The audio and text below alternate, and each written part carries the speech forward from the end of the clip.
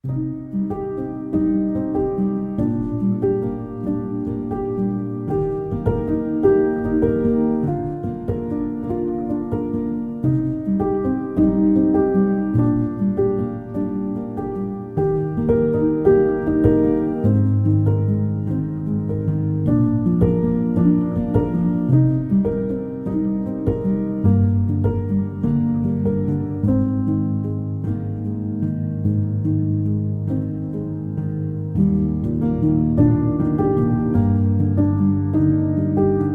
we move to the next one.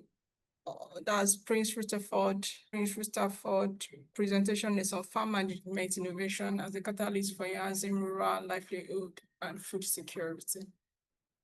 So the floor is yours. You have 5 minutes. Good afternoon, and my name is Prince Rutherford, and my presentation title is, as you see on the screen there, Farm Management Innovation as a Catalyst for Enhancing Rural Livelihoods and Food Security. So this study was carried out in Ikuano local government area. So we'll be using the work we did in this, I'll be using the work I did in this area as a case study to discuss this issue. So we know that agriculture is the backbone of Nigeria's rural economy, accommodating as much as 60%. So I was talking on the objectives actually. I said the objective of the study we carried out was to assess the extent of adoption of farm management innovations among smallholder farmers in the local government, to examine the socioeconomic, infrastructural, and gender-based barriers to adoption, to analyze the effect of innovation on farm productivity, income, and food security, to investigate the role of cooperatives and youth-led agri-tech initiatives in promoting adoption, and to recommend policies and institutional strategies for scaling adoption and ensuring inclusiveness. So the scope of the study covers farm management innovations in Nigeria's rural agricultural sector, focusing on Ikuano local government area. And the time frame for the study was between 2000 and 2025. So there have been several research studies that have been carried out in this area, but the gap I worked on reflected the existing literature, which acknowledges the potential of farm management innovations, which, according to Adebayo and Balogun 2019 and Chuku and Iheanacho 2021, were only localized to specific rural communities. So many national level studies highlight barriers, but gender and youth dimensions remain underexplored at community level. The effect of cooperative and community-based innovation systems in rural transformation in southern Nigeria has also not been rigorously examined by previous studies. Finally, the study therefore addresses these gaps by providing localized evidence-based. So the methodology, we chose a sample size of 120 farm households, and the technique we adopted for the study was certified random sampling, as farmers were stratified by words, gender, and farm size to ensure representativeness. Random selection applied within the strata. So the rationale for choosing this sampling technique, the adoption of stratification ensures fair inclusion of marginalized groups, especially women and youth, and it also prevents bias towards larger or more visible farms.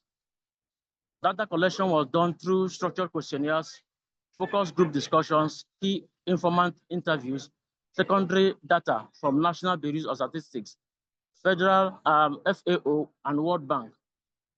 The analytical model adopted was binary logistic regression to estimate factors influencing adoption. So the next page shows the logistic model as was presented, and the interpretation here is a positive coefficient suggests that there is increased probability in adoption, while a negative coefficient suggested a decreased probability in adoption.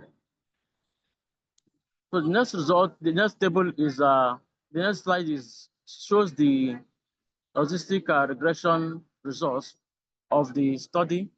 For time, I will not go through it by detail. And the results then, So the key findings from field data indicated that 58% of sampled farmers adopted at least one innovation, which included digital apps, improved seeds, irrigation, etc. The determinants, which include education, access to credit, extension contact, and cooperative membership, were significant predictors of adoption. This is to indicate that these are the factors that actually increased the adoption of these technologies. The barriers to the adoption of these technologies included poor infrastructure, high technology costs, gender inequality, and weak extension services. And for those who adopted the technologies that we used in the study, the impact was that adopters experienced as much as 25 to 35% higher yield, 20% more household income, and reduced post-harvest losses compared to non-adopters. So these findings are consistent with Adebayo and Balogun 2019, who showed that innovations improve resource efficiency.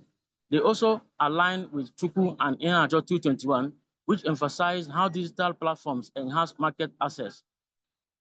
However, the observed gender gap in adoption supports FAO 219, which noted that women face structural exclusion from agricultural innovation. Cooperative participation was also another strong factor, echoing Ume and Okoje 2020, who found that cooperatives reduce costs and improve market power. In conclusion, farm management innovations play a transformative role in enhancing productivity, resilience, and livelihoods in rural Nigeria. Adoption in Ikwa local government, the center of our study, is quite promising but uneven, constrained by finance, infrastructure, and social-cultural barriers.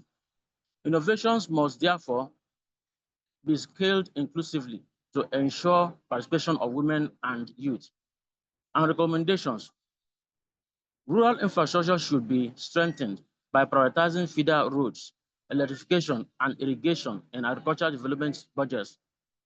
The state government should expand inclusive agricultural financing by providing low-interest credit schemes and farmer-friendly insurance that is accessible to women and youth.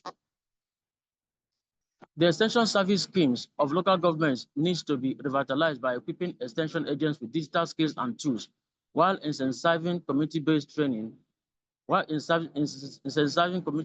programs. The state government should support cooperative farming models by providing legal and financial support to farmer cooperatives to act as hubs for training, input supply, and market access. Policymakers need to mainstream gender and youth concerns into policies to ensure agricultural programs enforce gender quotas and youth participation benchmarks. And lastly, the state government should promote agri-tech entrepreneurship by establishing innovation hubs and grants for youth-led digital agricultural solutions. Thank you for listening. Thank you so much, Thank you Prince, so much for your presentation. presentation. So we've come to the end of Come this to the end of session. the session. We're on our We're on presentation. our If you have presentation. question, just drop it in the comment section. Do you have any question for River Party, for Andrew, for Adama, and the like? So you can drop your questions in the comments. In the absence of, I will hand over back to Dr. Adenika Kishimolu, and that will be all for now from this session. Thank you.